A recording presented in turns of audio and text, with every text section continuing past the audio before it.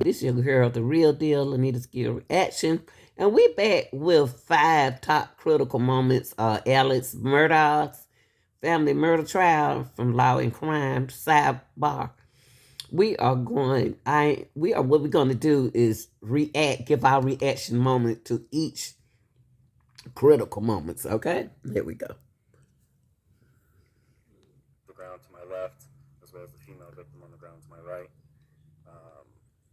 The male victim was close to a small shed in the dog kennel on the left. There was a large deal of blood that had pooled around his body. Same thing for the female victim on the right. Also a large amount of blood around her body. As you approached and at first saw the male victim and the female victim, what was your assessment? Was there any possible signs of life from your... My initial assessment was that there was not. There appeared to be a large amount of blood around each of them, as well as brain matter. Did you ultimately have a conversation with Mr. Murdaugh when you were out there? I did. And do you see him here in the courtroom today, the person that you talked to? I do. Can you point him out to the jury, please? Yes, sir. He's right there, wearing a dark blue with black jacket. Right, can the record reflect that he's identified Mr. Murdaugh? It does. The trial of Alec Murdaugh is underway. The renowned South Carolina attorney is accused of murdering. Now, Mr. Murdaugh was looking like this, y'all, when he first went in there. He was a big ball shot caller. But until he alleged did something to his family, we trying to get to it. So I'm going to skip it a little bit till I get to what happened in court. It's a lot of things went on in court about the cell phone. Now, let's check this out. You'll hear from witnesses that identify Paul's voice, Maggie's voice, and Alex's voice. Told anyone who would listen he was never there. 8:44, 55 seconds. There's a video. The evidence will show that he was there. He was at the murder scene with the two victims. And more than that, just over 3 minutes later, 8:49, 1 second, Paul's phone locks forever. And he also talked about the significance of a piece of clothing. You're also going to hear evidence that about a week after the murders, Mr. Alec Murdaugh's father had died, Mr. Randolph. And about a week after the murders, he shows up early in the morning at his parents' home, where his mother still is, in late-stage Alzheimer's, on Alameda in Hampton. It's uncharacteristic for him to show up early, uncharacteristic for him to show up at all like that. Yeah, he showed up at his mother's house, y'all. All of a sudden, he showed up at his mother's house while everything was going on at his house. He's carrying something in a blue tarp, and he takes it upstairs. And eventually, law enforcement finds out about that.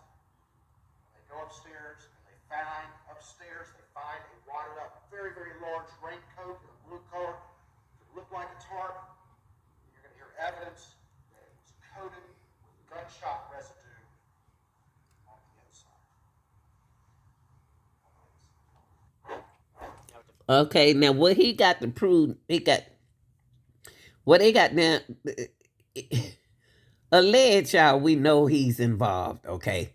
Now, we allegedly, we know he's involved. But you have to be able to prove the matter, the facts. You have to prove it. Okay, now we got his lawyer, Alex's lawyer, Alex.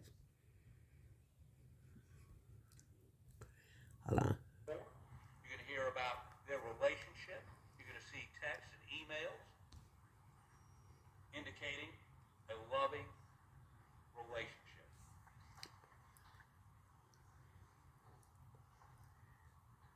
Paul, the apple of his eye. You're going to see a video somewhere between 7:30 and 8 o'clock the night. Okay. Commercial, y'all. Let me block out the commercial. But now they want to show y'all the good side, allegedly, Alex. It sounds like they calling him Paul. Paul and Alec riding around looking at some trees they planted. It's a Snapchat that Paul sent to other people because the trees were not planted very well. They cantilevering over. They're laughing. They're having a good time. That would be about an hour before the Attorney General says he spotted them. The gases from that shot literally exploded his head like a watermelon hit with a sledgehammer. All that was left was the front of his face. Everything else was gone. His brain exploded out of his head, hit the ceiling in the shed, and dropped to his feet. Horrendous, horrible, butchering. So, to find Alec Murdaugh guilty of murdering his son, you're going to have to accept that within an hour of having a extraordinarily bonding, you can see it in the Snapchat, that he executes him in a brutal fashion. And also said, He could have had somebody else to do it. He didn't have to do it. He could have had somebody else to do it, right? And how he's sitting there talking about it, I don't even see how Ellis can sit there and have a straight face.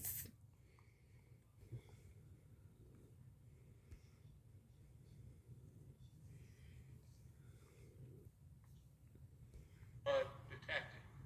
Period. So now, opening statements, they're not evidence. The jury's really not supposed to consider them as evidence, but they are persuasive statements for the jury to think about. It's, again, previews of what to expect. And as I said, it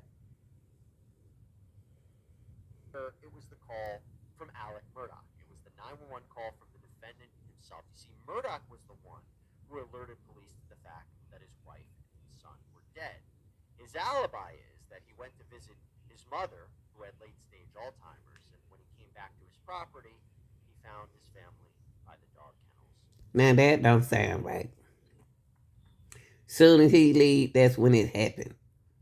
Come on now. Soon as he leave to go to his mom's house, which he don't hardly show up, then this happened. Now let's listen to this 911 phone call because the defense and the prosecution... Now we're going to listen to the 911 phone call, okay? I got to hear this. Let's listen.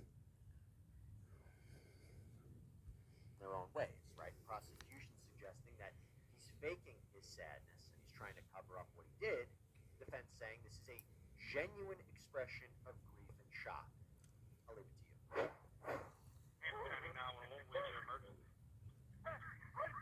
This is Alec Murdaugh at 4147 Murdaugh Road. I need the police in the ambulance immediately. My wife and child have got bad with me. Okay, you said 4147 Murdaugh Road in Arlington? Sir? You said 4147 Murdaugh Road in Arlington? Yes, sir. 4147 Murdaugh Road. Stay on the line with me, okay? Yes, sir. Stay on the line with me, okay? Okay. Colin County Communication. Colin, I have an Alex Murdaugh on the line calling from 4147 Murdaugh Road. He's advising that his wife and child was shot. Okay, and sir, give me the address again. It's 4147 Moselle Road. I've been up to it now. It's bad. Okay. Okay, and are they breathing? No, ma'am. Okay, and you said it's your wife and your son? My wife and my son. Are they in a vehicle? I just don't understand. You listen to something like that again, over and over, talking about your wife and your son, and you ain't crying, you not doing nothing, you just listening. I mean, where's the feeling? Where is the action? I mean, I don't see nothing. No, ma'am. They're on the ground out at my kennel.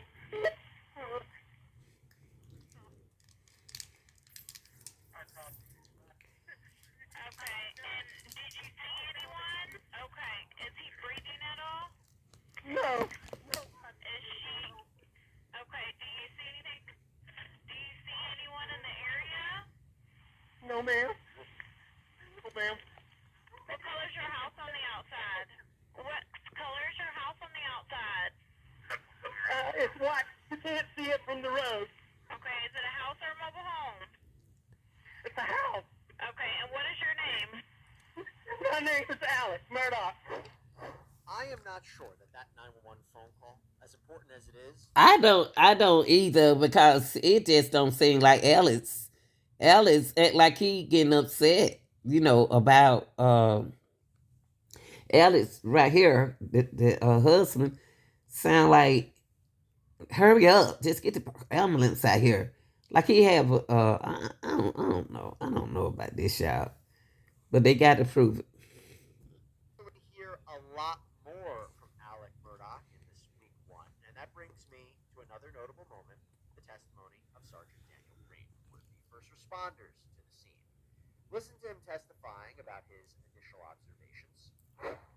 As I approached toward him, I could see the male victim laying on the ground to my left, as well as the female victim on the ground to my right. The male victim was close to a small shed in the dog kennel on the left.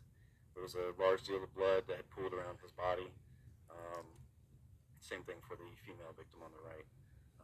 Also a large... Ronnie. Sound like me that somebody called him in the same room. He said on the left and on the right, so it sound like they was allegedly in the same room to me. What y'all think?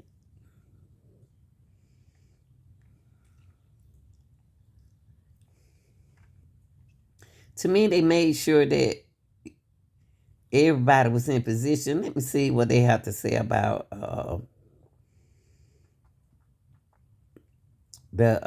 on, y'all, about his son. Let's hear the Alex Murdaugh, the prosecution. Let's hear what this statement says. That state. Thank you, Your Honor. May it please the court.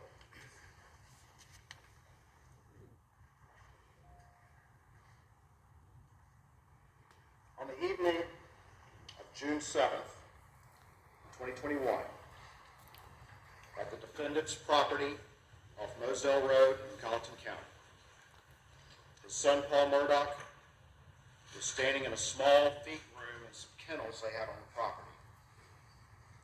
About 8:50 p.m., and the defendant over there, Alec Murdaugh, took a 12-shade shotgun and shot him in the shoulder, in the chest and the shoulder with buckshot. And the evidence is going to show it was a 1,000,000-to-1 shot. He could have survived that, but after that, another shot went up under his head and did catastrophic damage to his brain and his head. The evidence is going to show that Paul collapsed right outside that feed room. And just moments later,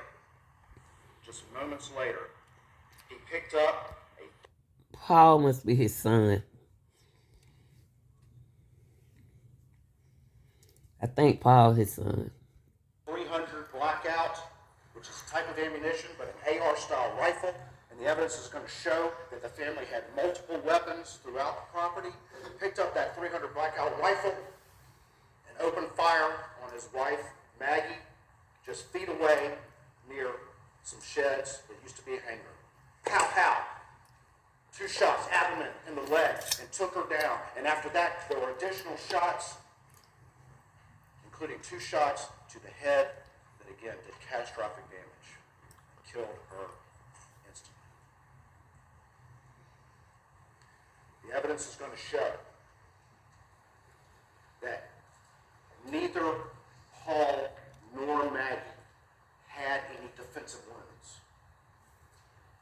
Neither one of them had any defensive wounds, as if they didn't see a threat coming from their attacker.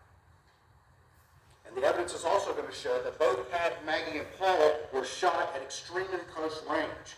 The evidence is going to show it's called stippling. It's almost like a tattoo, that when you get shot very close to a weapon, it leaves marks that the forensic pathologist can see. That's a whole lot of strong evidence. I hear the talking, but we got to hear the walking. That's a whole lot of strong evidence y'all gonna have to prove. Now, I hope they can prove it. But in other words, y'all, they trying to say that Alex was the one who did it. He was there. He committed the killing, murder. He shot both of them. See, they were shot at close range and they did not have defensive wounds.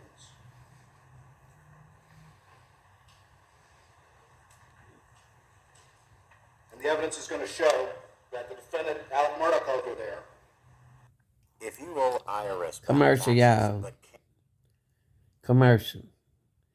It can prove now. It can prove. If they can prove it, they good. If they can't prove it, that's going to be hard. Hold up. Let's look at Alex. Alex trying to look innocent. Why he in here?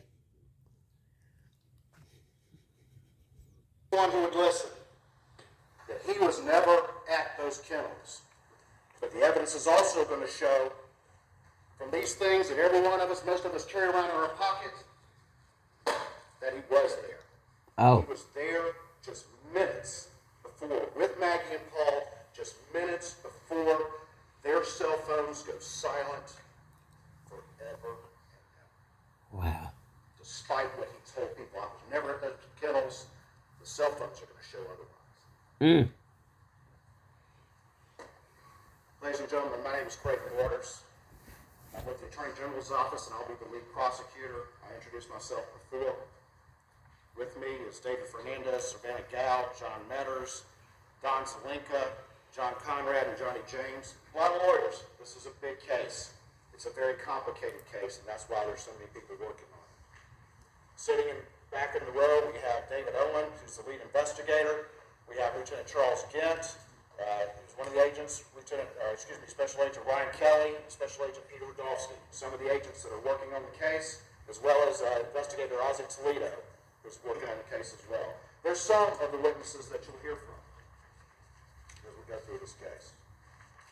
The judge talked to you a little bit about him being the judge of the law, and he gives you the law. And I'm going to talk a little bit about some of the legal concepts before I turn back to those facts. Just remember, though, he's the judge of the law, so you take what he says, but I'm going to explain to you some of the legal issues from my perspective before we talk a little bit more about the evidence in the case. And the first thing is, right before you went to lunch, y'all all took an oath. Everybody in this courtroom who's got involvement in this case takes an oath. Attorneys take an oath to become an attorney, take another oath to become a prosecutor, judge takes another oath to become a judge, witnesses take oath on the stands, law enforcement take oaths to become law enforcement, but y'all took an oath as well. And the reason why is that y'all have the most important job in this courtroom. Every one of you raised your hand and said that you would well and truly... Okay, hold on, y'all. Let me skip some. Let me skip it a lot. Okay, let me see. He was napping after they ate, and he was at the main house and never went there. You're also going to hear evidence about how much Alec used his own cell phone, and it would be unusual for him to be anywhere without his cell phone. At 8:44 and 55 seconds, Paul recorded a video. He was down in the kennels because he had been talking to a friend of his. You're going to hear from this friend because his friend's dog was in the kennels and they thought there was something wrong with the tail. And Paul was recording a video of it to send to his friend. 8:44 and 55 seconds. And on that video, you'll see that video, you'll hear from witnesses that identify Paul's voice, Maggie's voice, and Alec's voice. Told anyone who would listen he was never there. At 8:44 and 55 seconds, there's a video. The evidence will show that he was there. He was at the murder scene with the two victims. And more than that, just over 3 minutes later, 8:49 and 1 second, Paul's phone So, in other words, what the prosecuting team is trying to say, that Paul was there at the time of everything. And he did something with the cell phone, and plus the guy there whose dog that they had in the kennel, he was also there at the time. So what happened to his wife? What happened to his son? He could have allegedly did could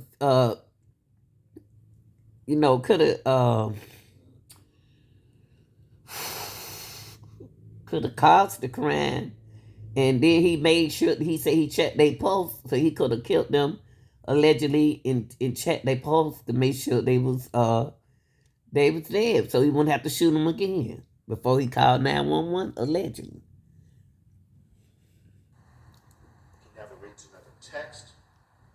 He never sends another text. He doesn't answer calls. 3 minutes after that video has the defendant at the murder scene with the 2 victims, Paul's phone goes silent forever. And in fact, another communication comes into the very friend that he was talking to the dog at 8:49 and 35 seconds, just 35 seconds later, and he doesn't answer. He never answers another thing forever now. And on top of that, Maggie's phone locks at 8:49 and 31 seconds, around that same time, and she never answers another text, never sends another text, never makes another phone call, never receives another phone call. 3 minutes, ladies and gentlemen. 3 minutes after a video shows he's at the scene with the victims, and he told everybody he was never there. Credibility, ladies and gentlemen. Credibility. So what happens after that? Well, you'll hear evidence that Alex's phone was conspicuously, didn't have a lot of activity from about 8:09 p.m. until 9:02 p.m. You had it all. And if he was at the kennels, which the evidence will show, why is his phone not with him? Why is it not showing activity? But you will hear that at 9:02, all of a sudden his phone does start to pick up activity. At 9:02, he calls, he starts moving. At 9:04, he calls Maggie's phone. Doesn't answer, of course. Doesn't answer. Oh, so he played a role. He calls his father, Randolph, who's in the hospital. Doesn't appear there's an answer there. He calls Maggie again at 9:06. Remember, he's just a third of a mile away. You can see it. At 9:06, she doesn't answer. At 9:06, he turns on his car, his Suburban. My thing, if I call my wife twice, one time she didn't answer, I know something got to be wrong. Cause my wife usually answer her phone. So if I call my wife the second time and I'm just 3 houses not too far, I'm about to come back home to go see what's going on at my house. Cause it's something ain't right for my wife to not be answering her phone. That he's going, be right back. I'm going to go check on Mom. And he doesn't drive down to the kennels, even though that's where the mailbox is. That's a common place to be, even though you can see it. He's called his wife 2 times, texted her, and she hasn't responded. That's right. But he didn't just drive down there and say, hey, I'm heading, you guys want to go? Yeah. What's up? What's up? Right there. You can see it.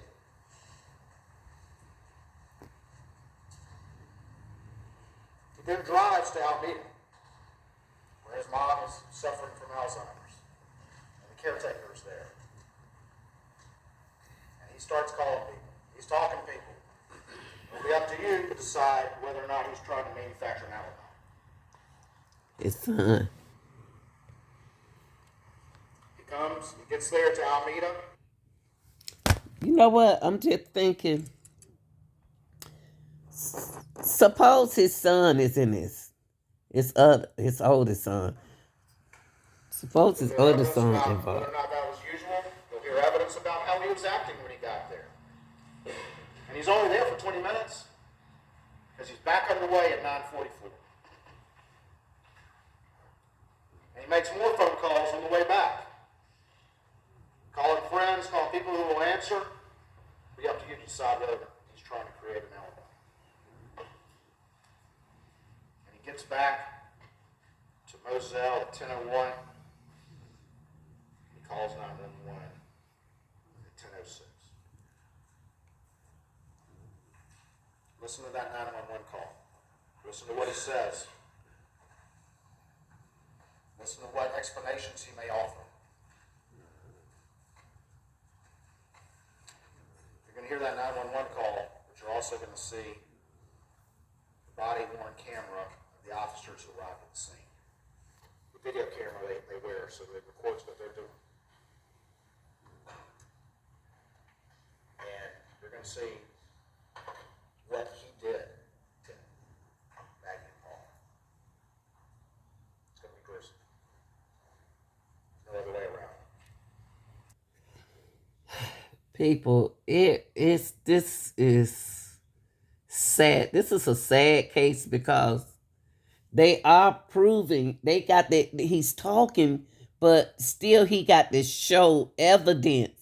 He got to show evidence. He sounded right about everything that he's putting in the perspective to what not Paul, but what Alex did. He is doing an awesome job. But let me go back to my video that I got right here on Alex. For a minute. So I'm going to play my video of him talking, Alex talking when he first got caught. Okay? Here's the video.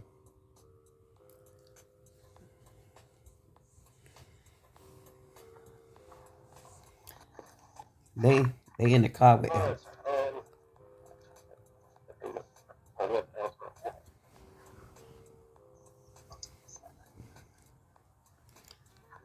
Alex don't even look like somebody on this shot.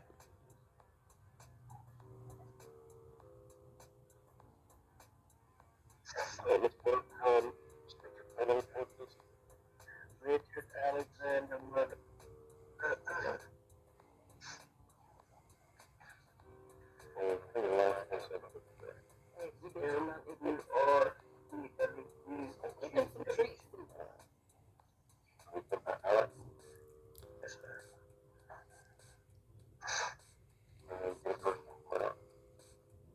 May 27th, 1968. 1803. 942. 127. This is how he gonna act the whole time in the car, y'all. So I'm gonna skip it.